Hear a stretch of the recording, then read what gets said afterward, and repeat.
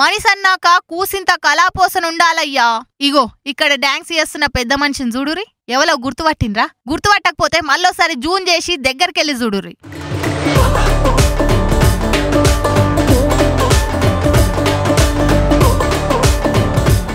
ఈసారు AP deputy CM Narayanaswamy ఎట్లే గుర్తుండు? ఆ AG లాగిట్లే ఎగిరి దుంకుతుండంటే మామూలు ముచ్చట కాదు. ఇంతకు ఏంది కథంతా అంటారా? కొత్త సంవత్సరం ఆఫర్ కింద ఏపీ సర్కార్ పింఛన్లు పెంచింది. వైఎస్ఆర్ పింఛన్ కానుకను 3000 రూపాయలు చేస్తే ఈ నెలలనే అమలు చేస్తుంది. ఇంత మంచి పని చేసి చెప్పుకోకపోతే ఎట్లా?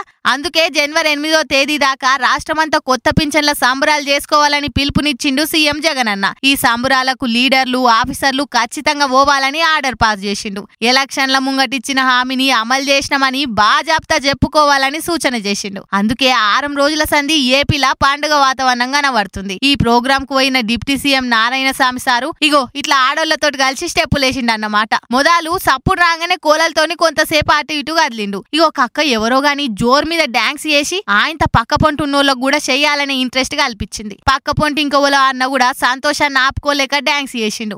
ఆ అల్లీళ్ళుండి సార్ సార్ మీరు రండ్రి సార్ అని పిలిచేసరికి ఊపెక్కువై సామి సార్ సటుక్కున్న 2 స్టెప్పులు వేసిండు. వేసిన 2 స్టెప్పులే అయినా బాగానే వేసిండు అనుకోండి. చూస్తాందుకు సైలెంట్ గా కనిపించే నారాయణస్వామి సారు ఇట్లా స్టెప్పులతో తిరగదీసేసరికి ఈ వీడియోలు సోషల్ మీడియాలో చక్కర్లు కొడుతున్నాయి.